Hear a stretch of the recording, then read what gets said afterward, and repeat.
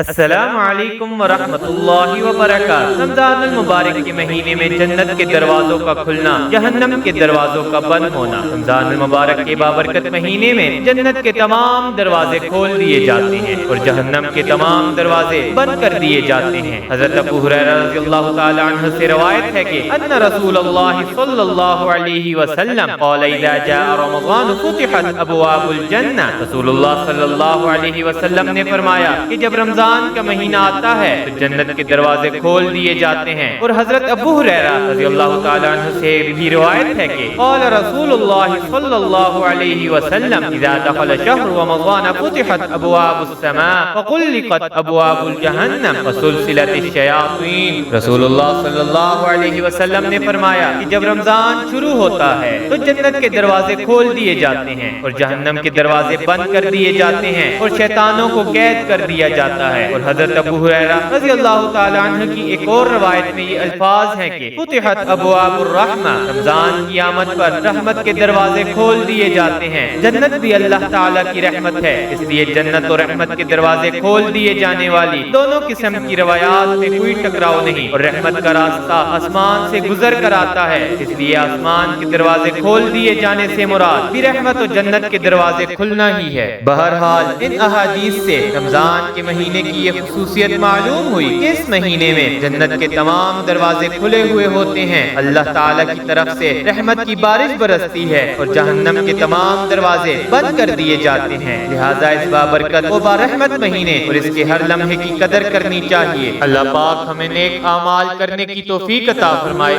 آمین یا رب العالمین۔